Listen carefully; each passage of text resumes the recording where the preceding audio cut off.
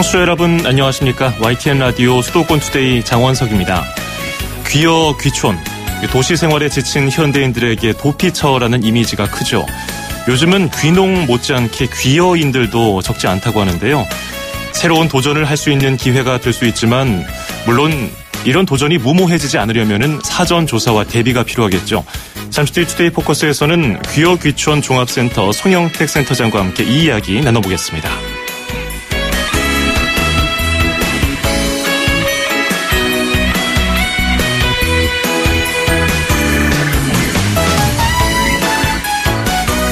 오늘 아침 앵커가 뽑은 수도권 뉴스입니다.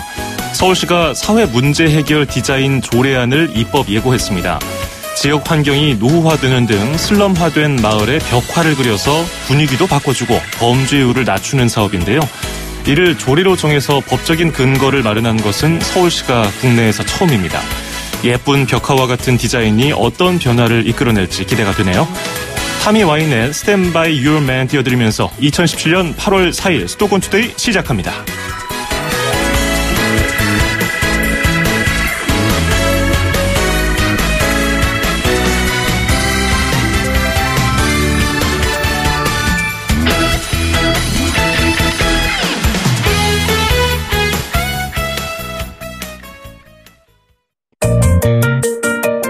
음악과 수도권 뉴스가 한방에 수도권 전문 방송 수도권 투데이.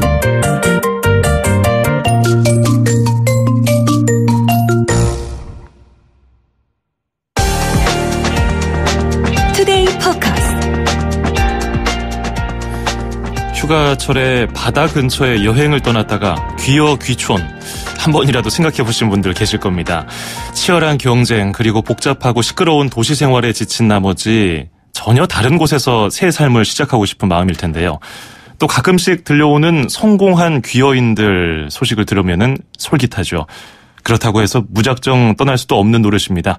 투데이 포커스에서 귀여 귀촌에 대한 이야기를 나눠보려고 하는데요.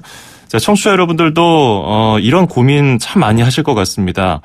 귀여에 대해서 고민 있으시거나 궁금한 점 있으시면요. 짧은 문자 50원, 긴 건 100원이 드는 샵 0945, 우물정 0945로 문자, 질문, 의견 많이 보내주시기 바랍니다. 송영택 귀여 귀촌 종합센터 센터장과 함께 이야기를 나눠보겠습니다. 어서 오십시오. 네, 반갑습니다. 예, 요즘에 많은 분들이 관심을 갖고 있는 귀여 귀촌. 귀여 귀촌 종합센터라고 하면 어떤 일을 하는지부터 청취자 여러분께 설명 부탁드리겠습니다. 네, 귀여 귀촌 종합센터는 귀여 귀촌과 관련된 종합적인 컨트롤 타워라고 보시면 될 것 같습니다. 예. 먼저 귀여 귀촌을 희망하는 도시민을 대상으로 전문적인 상담을 제공하고 필요한 교육 훈련도 실시하고 있습니다. 또 매년 기여귀촌 박람회를 개최해야 하는 등 기여귀촌에 대한 홍보도 담당하고 있습니다. 또 정부나 지방자치단체, 수협, 업단체, 업인 등과도 네트워크를 구축해서 기여귀촌인들이 안정적으로 정착을 할 수 있도록 돕는 일을 하고 있습니다. 예, 언제 이 귀여 귀촌 종합센터가 생겼습니까? 네, 귀여 귀촌 종합센터는 2014년 10월 부산에 위치한 국립수산과학원에서 운영을 시작하였습니다. 예. 1년간 정부가 직접 운영을 하다 민간기관 공모를 통해서 2016년 1월 1일부로 해양수산부 산하 공공기관인 한국어촌어항협회에서 이관해서 운영 중에 있습니다. 예.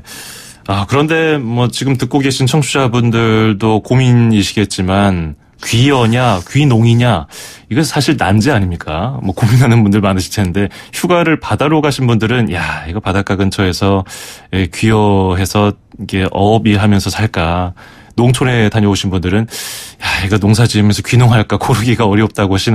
근데 그냥 단순히 생각해보면 우리나라가 삼면이 바다로 둘러싸여 있으니까 아무래도 귀여 기회가 더 많을 것 같기도 한데요. 실제로는 어떤가요? 실제로는 기여 인구들이 그렇게 많지는 않습니다. 예. 기여 귀촌이 통계 자료를 보면 2013년도에 한 690명에서 2014년도에 한 978명, 2015년도에는 1073명, 지난해에는 명으로 기여기촌을 하였습니다. 예. 지난해 조금 정체 경향을 보이고는 있지만 지속적으로는 지금 증가하는 경향을 좀 보이고 있습니다. 난이도 면에서는 어떻다고 보세요? 뭐 귀농해서 농사하는 거하고 귀여해서 그 어촌에서 살면서 어업 관련 일을 하는 거하고. 이거는 이제 귀농하고 귀촌은 네. 비슷할 것 같은데 네. 실제로 보면 완전히 다른 그렇죠. 개념에서도 완전히 다릅니다. 귀농은 자기가 땅을 구하면 뭐든지 시작을 할 수가 있습니다. 그렇지만 귀어는 바다라는 것은 공유제이기 때문에 이 바다를 어떻게 이용할 것이냐는 것은 제도도 다르고 뭐 형태도 다르고 또 그다음에 총계라는 특수한 그 지역 조직이 또 있기 때문에 상당히 좀 특이한 경우라고 보시면 될 것 같습니다. 그러면 귀어가 그 귀농보다 어떤 점이 더 나았습니까? 일단 그 소득 면에서는 어업인들 소득이 농업인들보다는 지금 훨씬 높게 나타나고 또 최근에는 그 어선어업 같은 경우는 자금 회전이 좀 빠르다는 장점이 있습니다. 또 그리고 양식업 같은 경우는 기술력과 투자 금액이 좀 높긴 하지만 일단 성공을 하면 고수익이 보장된다는 업종이라는 것이 장점이라고 볼 수 있겠습니다. 하이 리스크, 하이 리턴이라고 이 투기 처음에 투자비가 많이 들어가나요, 그만큼? 네, 그렇습니다. 양식업을 하려면 뭐 10억대 이상의 돈은 준비가 돼야 될 것 같고 또 거기에 따른 그 기술력이 또 보장이 돼야 되기 때문에 준비는 좀 철저하게 해야 된다는 생각입니다. 또 그리고 최근에는 그 어촌 관광 붐이 일고 있기 때문에 낚시 어선업이라든지 뭐 해양 레저업이라든지 펜션이나 식당 이런 부분도 어촌에서 해볼 수 있는 업종들로 꼽아지고 있습니다. 그렇군요. 자, 그래서 뭐 이런 것들에 대한 아이디어, 사전 준비를 돕기 위해서 뭐 박람회 같은 것도 열리는 게 아니겠습니까? 지난달이었죠. 그 2017 귀여귀촌 박람회가 열렸는데 어떤 주제로 행사가 열린 겁니까? 예, 지난 6월 30일부터 7월 2일까지 양재동 AT센터에서 2017 기여귀촌 박람회가 열렸습니다. 이번 박람회의 주제는 가자 블루오션으로였습니다. 그래서 기여귀촌이 새로운 희망이 될 수 있음을 보여주고자 했습니다. 이번 박람회에서는 주요 전시는 크게 블루오션 존과 가이드 존으로 나눠졌는데 블루오션 존에서는 어촌과 수산업에 대한 미래 비전을 좀 제시해서 어촌과 수산업이 인생에 있어서 도전해볼 만한 직업군이라는 것을 보여주는 데 역점을 두었습니다. 가이드존에서는 기여귀촌 희망자들이 실제 창업에 필요한 사항들과 기여귀촌 하였을 시에 필요한 절차, 제도, 자금 지원 등을 쉽게 알아볼 수 있도록 정보를 제공하였습니다. 또 그리고 전국 연안의 지방자치단체들이 많이 참석해서 설명회를 하는 등 실질적인 기여귀촌 정보를 습득하는 장이 되었습니다. 요즘에는 그 귀여귀촌 하러 직접 개인이 찾아가는 것 말고도 지자체에서 유치들을 많이 하더라고요. 그럼 지자체가 그렇게 유치함으로써 얻는 뭐 지역의 이익이라는 건 뭐가 있을까요? 일단은 지금 농어촌의 인구가 많이 줄고 또 고령화되어 가고 있기 때문에 젊고 능력 있는 사람들을 많이 유치하는 게 그 지역을 활성화시키는 데 많이 도움이 되기 때문에 최근에 이제 지자체에서는 기여귀촌인들을 유치하는 데 많은 관심을 보이고 있습니다. 어떻게 박람회에서 시민들 반응은 어떻던가요? 지금 이번 박람회에서는 전국에 바닷가 어촌을 직접 방문하지 않고도 한 자리에서 다양한 정보를 얻을 수 있었기 때문에 그 열기가 대단했습니다. 3일 동안 전문 상담관을 배치했는데 현장에서 상담자 수가 한 1000여 명이 넘었습니다. 또 지방자치단체 유치 설명회나 양식이나 어선업, 어촌 비즈니스업에 대한 설명회가 계속 열렸는데 교육장이 매해 꽉 찰 정도로 그 열기가 대단했습니다. 주로 어떤 분들이 구경하러 오세요? 뭐 성별이라든지 연령대를 봤을 때 직업군이라든지? 지금 보면 한 40, 50대 전업을 좀 희망하시는 분들이 대체로 많이 오시고 그다음에 이제 베이비 부머 세대 은퇴자들이 안정적인 생활을 시골에서 좀 보내고 싶다 이러신 분들이 많이 오셨습니다. 그러시군요. 그리고 청년 창업을 원하는 젊은이들도 꽤나 방문하였습니다. 그러니까요. 제가 그 귀여 귀촌 종합센터 홈페이지를 가서 아카데미 강좌 같은 게 있더라고요. 교육 사진 찍어놓은 걸 보니까 젊은 분들도 꽤 많던데요. 뭐 30, 40대로 보이는 분들도 요즘에 그렇게 젊은 분들한테 인기가 많나 보네요. 네, 그렇습니다. 지금 바닷가의 그 네. 일이라는 것은 앞서도 말씀드렸습니다만 전문적인 기술만 확보하면 어느 정도 수익을 다 보장할 수 있기 때문에 예. 젊은 청년들이 관심을 좀 많이 보이고 있고 또 앞서 말씀드린 대로 해양 레저 부분도 충분히 진행할 수 있는 부분이기 때문에 예. 이런 부분에 젊은이들이 관심을 많이 가지는 것 같습니다. 귀농도 그렇지만 농촌에 가서 농사만 하면서 내가 귀촌할 거라고 생각하느냐 뭐 이렇게 생각하시는 분들이 많더라고요. 다른 일도 오히려 많이 하시던데 어촌에서도 마찬가지군요. 뭐 예, 요즘에 맞습니다. 관광업 뭐 레저 이런 것들이 많이 하니까요. 어느 지역으로들 요즘에 많이 가나요? 지금 이제 그 기여기촌지는 전라남도가 제일 많게 나오고 전남. 그 이유는 이제 전남이 우리나라 이제 수산업에 그 수산업의 그 세력이 가장 큰 곳입니다. 예. 그 다음으로는 충남 경기 쪽이 인기가 있는데 이거는 이제 수도권하고 가까이 있으니까 수도권의 생활 근거지를 두면서도 기여 활동을 할 수 있는 지역으로 인기가 있는 것 같습니다. 예. 아무래도 그 특성상 서해하고 남해가 리아스식 해안이다 보니까 동해보다는 양식업 하기에도 더 유리하고 그런가 보죠. 네네. 자, 그 귀여 귀촌 하려면은 준비를 많이 해야 될 텐데 그 준비 과정에서 많은 분들이 고민하는 거는 1순위가 뭡니까? 많은 분들이 기여기촌을 준비하면서 겪는 어려움은 어촌과 수산업에 대한 좀 이해가 부족하다 이런 부분이 되겠습니다. 그리고 기여기촌을 지금 막상 상담을 하다 보면 무턱대고 자금 지원을 어떻게 받느냐, 배를 샀는데 조업은 바로 할 수 있느냐 뭐 이런 질문을 하시게 되는데요. 사실은 어촌과 수산업은 농업과 달리 제도도 다르고 문화도 상당히 좀 다른 부분들이 있습니다. 이런 부분들을 잘 체크하셔야 될 것 같습니다. 그리고 현실적으로 이제 고민의 대상이 되는 것은 그 어느 지역을 갈 것인가 또 어떤 업종을 선택할 것이냐 이런 부분이 될 것 같습니다. 가장 기본적인 고민들이네요. 예, 지역은 가급적 연고가 있는 곳을 선택하는 것이 좋고 업종에 있어서는 어선업과 양식업 수산물 가공업, 또 어촌 비즈니스 등을 나눌 수 있는데 이 중에서 자신이 보유한 기술력이라든지 자본력을 고려해서 잘 선택해야 될 것으로 보입니다. 시행착오를 좀 줄이시려면 저희 기여기촌 종합센터나 또 지역에 가면 기여기촌 지원센터들이 있습니다. 이런 곳을 발품을 팔아서 직접 방문해서 꼼꼼히 정보를 챙기시는 게 중요할 것 같습니다. 그러니까 예를 들어서 귀여귀촌 종합센터를 찾았습니다. 난 이제 귀여를 해야겠다고 마음을 먹고 나서 그러면 절차가 어떻게 되나요? 어떤 교육을 받고 현장 실습도 하고 어떤 투자 상담도 받고 여러 가지 절차가 있을 거 아닙니까? 예, 일단은 저희 기여귀촌 종합센터를 찾아서 상담을 하다 보시면 본인이 이제 필요하신 부족한 거나 아니면 필요한 부분들이 나타날 것입니다.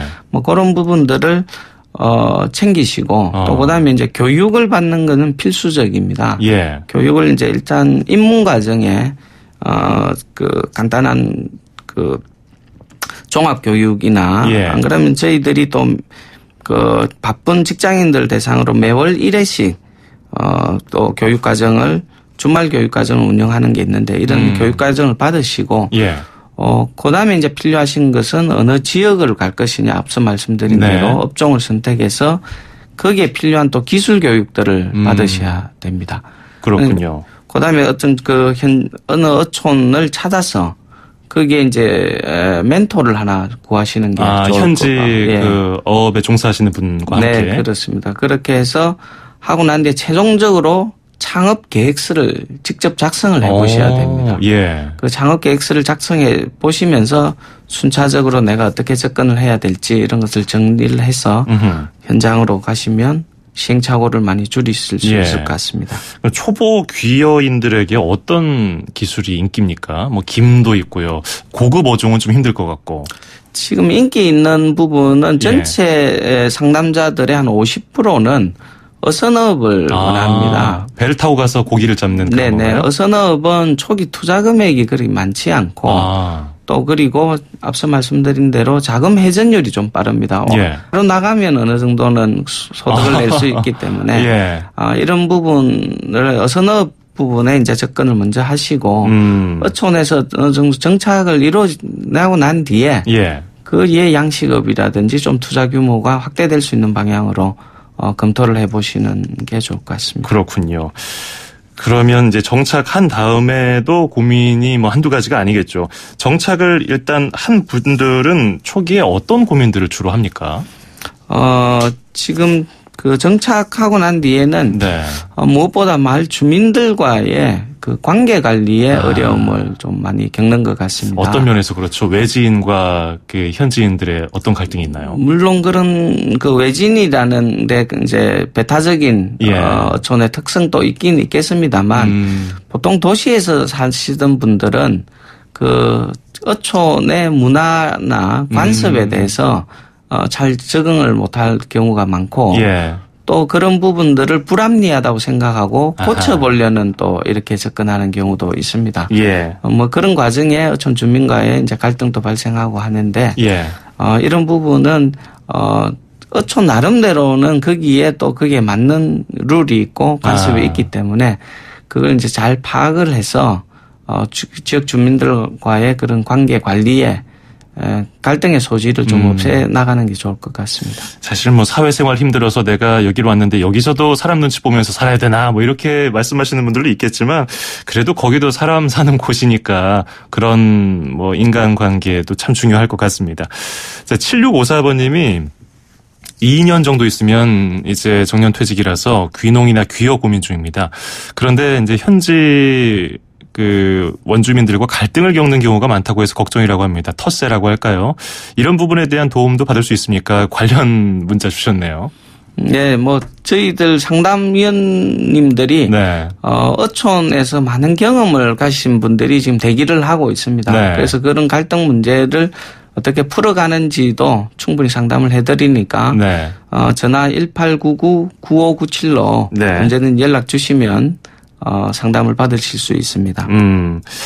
그렇군요. 아무래도 이런 문제에 대한 고민이 많으신 것 같아요. 제가 인터넷에 좀 찾아보니까 한 2, 3년 정도는 그분들과 친해지고 그냥 배울 생각을 해라 이런 말씀하시는 분들도 많더라고요. 같은 맥락이겠죠. 자, 그리고 9013번님. 저는 고기잡이에 관심은 없는데 경치 좋은 섬 같은 곳에 가서 민박이라든지 작은 커피숍 열어놓고 싶어서 좀 알아보고 있습니다. 그런데 도서 지역의 경우 건물에 들어가는 돈이 적은 만큼 대출도 쉽지 않을 것 같은데요. 자금 지원은 어떻습니까? 이렇게 질문 주셨네요. 기여기촌의 총 융자 금액은 총액은 한 3억 5천만 원 정도 됩니다. 3억은 사파 자금이고 5천만 원 정도는 주택 마련 자금들이 되겠습니다. 그래서 이제 여기는 앞서 제가 말씀드린 대로 사업 계획서를 잘 써야 된다고 하는 이유가 자금 지원을 받을 때 그 사업 계획서를 보고 금융기관에서 결정을 하기 때문에 사업 계획서를 잘 준비하시고 또 기본적으로는 담보는 어느 정도는 있어야 되기 때문에 그 부분도 준비를 하셔야 될 것 같습니다. 자, 그럼 끝으로 그 귀여 귀촌을 희망하시는 분들에게 짧게 한 30초 정도 한 말씀 하신다면요. 뭐 주의할 점이라든지.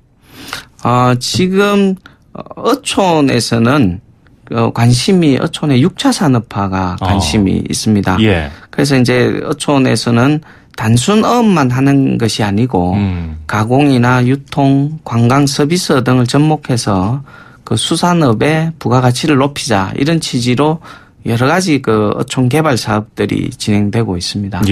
근데 지금 이 6차 산업을 운영하려다 보면 무엇보다는 사람의 인적 역량이 대단히 중요한 것이죠. 네. 그래서 거기에서 업인들이 기존에 어업만 하시던 분들이 가공이나 유통, 관광 서비스를 해라고 저희들도 많은 교육을 합니다만 그 한계가 있습니다. 예. 이런 부분들을 도시에서 전문적인 기술을 가지신 분들이 기여기촌해서 기존의 어업인들과 함께 사업을 네. 펼쳐나간다면 좋은 결과를 만들어내리라고 생각됩니다. 예. 그래서 정부에서도 앞으로 어촌 개발과 기여기촌을 연계하는 사업을 많이 추진하니까 예. 여기에 많은 관심을 가져주시면 좋겠습니다. 알겠습니다. 오늘 기여귀촌 종합센터장과 함께 알아봤고요.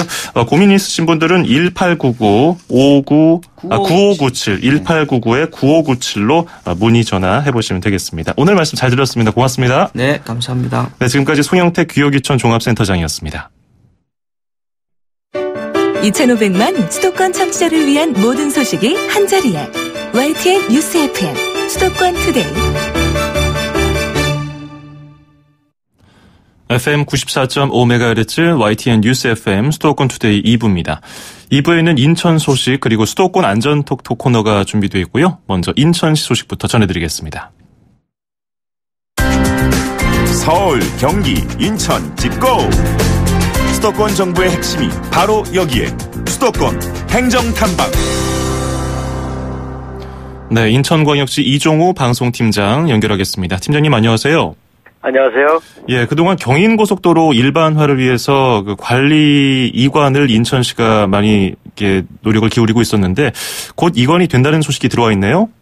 예, 그렇습니다. 인천시가 경인고속도로 관리권 이관 협약을 한 게 2015년도인데요.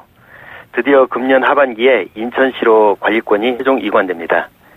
경인고속도로는 1968년에 개통된 후 인천항의 수질 물동량 처리는 물론 인천과 서울 간의 고속도로 시대를 열었고 예. 지역경제 고도성장에 주도적 역할을 해오기도 했습니다만 그동안 법적 통행료 징수기간 초과로 인한 고속도로 과다 부담 논란, 인천의 도심을 관통하면서 수십 년 동안 지역 발전을 가로막고 있다는 부작용 등으로 지하화 등 개선 요구가 상당히 많았었는데요. 드디어 일반 도로화되어 인천 시민의 품으로 돌아오게 된 것입니다. 예, 경인고속도로가 그동안 말도 많고 탈도 많았기 때문에 유익한 방향으로 활용돼야 할 텐데 이와 관련해서 시민들의 협의회가 열린다면서요? 예, 8월 12일 날 바로 다음 주 토요일이 되겠는데요. 예. 인천시청 대회실에서 10시부터 오후 5시까지 경인고속도로 일반화 및 주변 지역 개발 기본 구상 시민참여협의회가 개최됩니다. 여기에는 시 구의원, 전문가, 학생, 직장인, 주부 등 서민 공모와 추천을 통해 선정된 140여 명이 토론자로 참석할 예정이고요. 예. 이번 시민참여협의회는 경인고속도로 일반화 기본구상 관련해서는 마지막 의견 수렴 절차이고요. 그동안의 논의들을 모두 모아 10월 달까지 최종 기본 계획안을 마련하고 본격적으로 사업에 착수할 계획입니다. 예. 자, 그리고 인천시가 운영하고 있는 카쉐어링 2기 사업이 있는데, 일단 카쉐어링 서비스에 대해서 설명부터 부탁드리겠습니다. 네. 카쉐어링은 자동차를 빌려 타는 방식 중에 하나인데요. 예. 아마 렌터카 개념과 좀 비슷합니다. 다만 렌터카는 24시간 단위로 차를 빌리는 것이지만 카쉐어링은 10분, 30분 등 시간 단위로 필요한 만큼만 빌려 타는 방식이기 때문에 매우 경제적이며 특히 차량을 렌터하려면 계약서 작성 등 절차가 상당히 복잡한데요. 카쉐어링은 스마트폰 앱으로 간단하게 이용할 수 있다는 장점이 있습니다. 따라서 잠깐씩 자동차를 임대해 쓰실 때는 매우 편리한 제도입니다. 예, 사업 실적은 어떻습니까? 네, 인천시의 카쉐어링 사업은 2013년 11월부터 처음 시작됐는데요. 먼저 1기 사업 기간인 2016년 12월까지 3년 2개월 동안 총 25만여 명이 카쉐어링을 이용했습니다. 금년 1월부터 다시 시작한 제2기 카쉐어링 사업의 경우는 벌써 이용자가 20만 명이 육박해 불과 6개월 만에 1기 사업 전체 실적의 78%에 달하는 이용 실적을 보이고 있습니다. 그렇군요. 인기가 많군요. 오늘 여기까지 들어야겠습니다. 고맙습니다. 네, 고맙습니다. 네, 지금까지 인천시 이종우 방송팀장이었습니다. 2,500만 수도권 청취자들의 살맛 나는 오늘 하루를 위해 수도권 투데이가 여러분을 응원합니다. 꼭 알아두어야 할 수도권 핫 이슈를 쉽고 자세하게 들여다보는 투데이 포커스.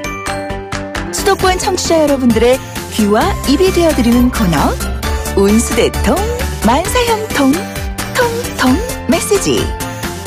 그리고 서울, 경기, 인천의 가장 중요한 행정 소식을 가장 발빠르게 짚어보는 수도권 행정 탐방까지.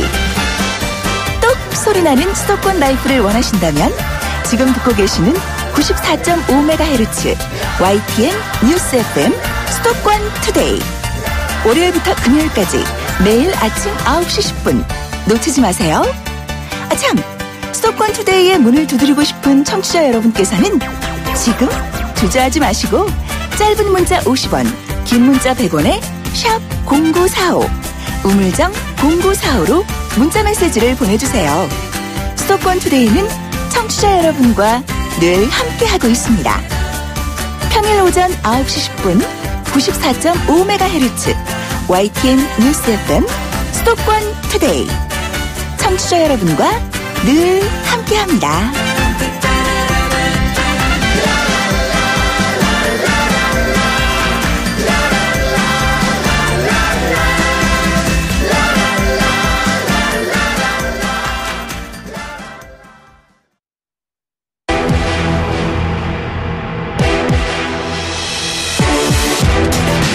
투데이 안전 톡톡.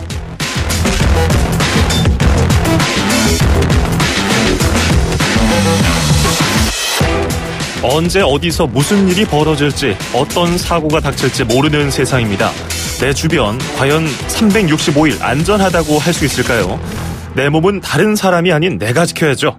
알아두면 좋은 안전 상식, 익혀두면 도움될 안전 팁을 모아서 전달해드리는 금요일 코너 투데이 안전 톡톡입니다. 모든 시민들의 안전을 위해서 현장을 바쁘게 뛰어다니는 분과 함께하겠습니다. 서울 양천소방서의 이혜지 반장과 함께합니다. 반장님 안녕하세요. 네, 안녕하세요. 예, 요즘에 출퇴근 그 도로가 한산할 정도로 정말 피서철이잖아요. 네. 예, 반장님 어디 휴가 안 가십니까? 아, 네. 요즘 너무 더워서 어디 밖에 나가기 무서워요. 장마가 끝났다고 한 비도 자주 내려가지고요. 에어컨 틀고 집에 있는 게 최고인 것 같습니다. 그렇군요. 뭐 소방관들도 마찬가지네요. 뭐 일상을 떠나서 좀 쉴 줄 알았더니 집에 계시는 걸 좋아하시는군요. 네. 아, 뭐 그리고 지난주에 폭염일 때는 외출을 자제하는 것도 뭐 더위를 피하는 방법 중에 하나였는데 에어컨도 계속 틀고 있자니 전기 요금이 걱정되기도 하고요. 그래서 선풍기 틀어놓는 분들이 많은데 선풍기 화재 사고가 종종 들려오더라고요. 네, 저도 잘 때는 에어컨 계속 틀 수 없으니까 선풍기 틀고 잠을 들 때 많은데요. 예. 직장에도 저희 전기 절약으로 선풍기 활용 많이 하는데 이렇게 선풍기와 에어컨 같은 냉방기를 장시간 사용하게 되면서 화재가 늘고 있어요. 에어컨 화재도 방송 통해서 많이 접하셨을 텐데 통계를 보시면 의외로 선풍기 화재가 더 위험합니다.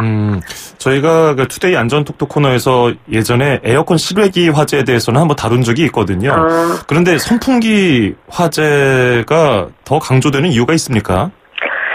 서울시 소방재난본부의 최근 5년간 화재 피해 분석 결과 여름철 선풍기로 인한 화재가 에어컨 화재보다 인명이나 재산 피해가 각각 6배, 2배나 많은 것으로 나타났어요. 보통 실외기의 경우에는 외부에 있어서 화재가 나도 인명피해, 이렇게 사람이 다치는 경우는 적어요. 예. 네, 선풍기는 이제 실내에서 틀잖아요. 심야나 뭐 잠든 시간에 틀어두고 화재가 난다면 바로 이제 인명피해가 날 수 있어서 더욱 조심해야 합니다. 보통 전선 피복이 벗겨지거나 합선으로 발생하는 정기적 원인이 60%를 차지합니다. 그 여름 지나고 이제 쌀쌀해지면은 전설 휘휘 감아가지고 어디 구석에다 넣었다 두면은 전선이 꺾이고 그래서 피복이 벗겨지기 쉬우니까 이 부분 확인 잘하고서 여름에 돌려야겠네요. 네. 전선 피복 확인하는 거 말고 선풍기 화재 예방하는 방법은 뭐가 있을까요? 네, 이제 선풍기 내부 먼지 청소도 사용 중간중간에 꼼꼼히 해줘야 돼요. 예. 계속 틀어두면 모터가 가열이 되면서 내부 미세먼지에 불이 쉽게 붙을 수 있거든요. 또 이제 뒷면에 모터 송기 통풍구가 있는데요. 이곳이 막히면 선풍기 모터의 온도가 올라가서 불이 날 수 있으니까요. 수건을 걸어두거나 막으시면 안 되고요. 외출 시 콘센트 뽑아서 쉬도록 하는 건 이제 기본 중에 기본이고요. 또 이제 저처럼 아까 제가 밤에 틀고 잔다고 했는데 주무실 때는 타이머 기능 활용하면 안전하게 사용하실 수 있어요. 그렇죠. 과열되는 걸 막을 수 있겠어요. 저도 이번에 더워지기 전에 선풍기 꺼내면서 날개가 더럽더라고요. 그래서 닦는 김에 뒤에 모터 부분까지 십자드라이브로 다 열어가지고 먼지 다 청소했는데 잘한 거죠? 네, 굉장히 잘하신 거죠. 어머니가 별걸 다 한다 했는데 칭찬받았어요 오늘. 자, 그리고 선풍기 화제하니까 요즘에는 미니 선풍기 참 열풍이에요. 네. 돌아다니는 분들 중에서 선풍기 하나씩 많이 들고 다니시는데 이런 건 위험성이 없을까요? 네, 저도 작은 선풍기가 얼마나 시원할까 했는데 해보니까 시원하긴 하더라고요. 그래요? 예. 네, 그래서 하나 장만해서 여행하면서 저도 유용하게 잘 썼는데요. 네. 이 휴대용 선풍기가 충전식 배터리 내장형이 대부분이에요. 우리 핸드폰 배터리 폭발 사고 많은 것과 동일한 문제라고 생각하시면 되는데요. 예. 확인한 바로는 시중에 유통 중인 휴대용 선풍기 10개 중 3개는 안전 인증을 받지 않았다고 합니다. 네, 미인증 제품들은 폭발 위험이 있기 때문에 사기 전에 KC 마크와 리튬 전지의 안전 인증 번호를 확인해주고 사용해야지 안전한데요. 실제 지난 5월에 경기도 한 초등학교에서는 안전 인증을 받지 않은 중국산 휴대용 선풍기가 폭발해서 학생 10명이 다치기도 했어요. 네, 휴대용 선풍기 구매 시나 만약에 사용 중이시라면 KC 인증 마크 꼭 확인하시고 이 휴대용 선풍기 충전 시에도 정해진 충전기를 사용해 주셔야 돼요. 만약에 바쁘다고 이게 고속 충전기 같은 거 사용하실 경우에는 배터리에 무리가 갈 수도 있고 자칫 폭발의 위험이 있다는 거 꼭 기억해 주셨으면 좋겠습니다. 그리고 뜨거운 차 안에도 놓으면 안 되겠네요. 네, 뜨거운 차니 이제 온도가 70도 이상까지 올라간다고 해요. 안에 두면 폭발 위험이 더 높아질 수 있겠죠. 그렇군요. 일단 KC 안전 인증 마크 확인을 해봐야겠는데 요즘에 제가 의심이 많아져서요. 안전 인증 마크도 위조할 수 있다고 하던데 믿을 수 있을까요? 그렇죠. 이제 기술이 좋아서 위조 제품 있을 수 있어요. 예. 저희 정식 인증 제품의 경우 정기 자율 인증 번호가 있는데요. 이 번호를 제품 안전 정보 사이트에서 입력해서 정식 제품인지 아닌지 조회할 수 있다고 하니까 활용하시면 될 것 같아요. 예. 이 사이트 주소가요. www.safetykorea.kr 라고 나와 있는데요. 여기에 들어가서 아까 말씀드린 정기 자율 인증번호, 이 인증번호 조회에 들어가셔서 그 번호 입력하시고 조회하시면 이제 이게 진짜인지 아닌지 찾을 수 있어요. 예, 제품 안전정보센터 사이트 www.safetykorea.kr 여기 들어가서 검색을 한번 꼭 해보시기 바라겠습니다. 오늘 얘기 잘 들었습니다. 고맙습니다. 네, 안녕히 계세요. 네, 지금까지 서울 양천소방서의 이혜지 반장이었습니다.